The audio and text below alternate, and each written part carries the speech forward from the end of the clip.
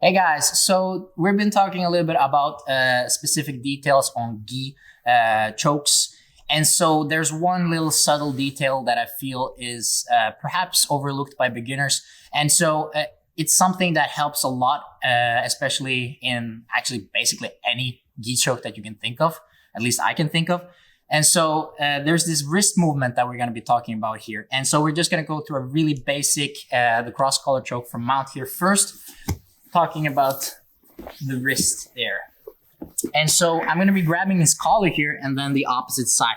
And so what you're going to notice straight away, I'm grabbing the inside of his collar here with my 4 fingers and my thumb is on the outside. And the first thing that I want to make sure of is I want to turn this wrist in towards his neck. So I'm pointing the blade of my hand here, or the blade of the side of my hand in towards his neck here, okay?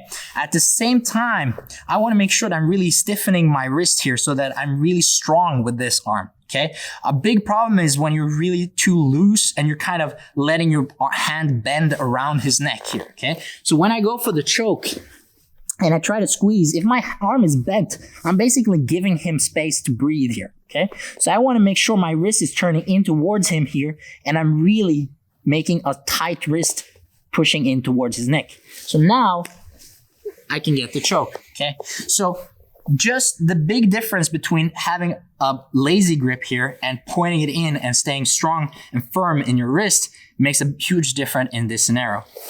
Let's look at the back here. And so the same thing applies from the collar choke here, where let's say we move on to the side. And so what you will see straight away is that I'm going to bring this arm back here and I'm tightening with my wrist just to finish this choke. Okay. So now this is what creates the choke here in the end. And so just watch how it's a very subtle movement and it's not much, but it means a lot for the technique. Let's look at the bro and collar, which perhaps is even more important because if my wrist is bent here, or like my arm is bent around his neck basically, his head can easily slip out from under my arm. Whereas if I'm bringing my arm back and I'm really tightening this wrist up, now watch how this space closes up now. And then suddenly it's a lot harder for him to escape this position, as well as the choke becomes tighter. Let's look at a different position from the top. Let's look at the Bravo choke. And so this is a little bit different because now I'm not grabbing his collar, but I'm grabbing his lapel. But in this scenario here, the same thing applies. If I'm here and I'm putting pressure and I'm not using my wrist, this is not going to be a good choke. But as soon as I make sure that this wrist engages in towards his neck, I can now get that choke that I want, okay? Let's look at the baseball choke here. So same thing here. I'm basically pinching my wrists together. So I'm going to be pinching my wrists together here. And now I get the same effect here, right? This blade pushing in towards his neck. Last one we're going to go talk about is the counter choke. Basically just for fun. Close guard, please, Lasse. Thank you.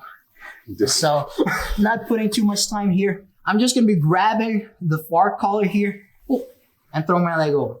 Watch how now, if I'm pushing his head down and my wrist is lazy, nothing is really happening. Even if I'm just pulling, this is not really much. But as soon as I'm engaging this wrist here, like I'm pushing it up and I'm making sure this blade turns in towards his neck, it's a whole different thing, okay? So, very small detail, big difference in how it turns out in the end, right? So you might have seen it before, but again, these small details are a big part of jiu-jitsu, right? And so I feel at least the first time I learned the cross choke from Mount, I didn't really get it. And then suddenly you come up to purple belt and brown belt, you realize it's all in the small details there, just like these small things in the wrists. And that's really what decides whether or not you get it. Was thank you guys. Like and subscribe. Like and subscribe, guys. Was.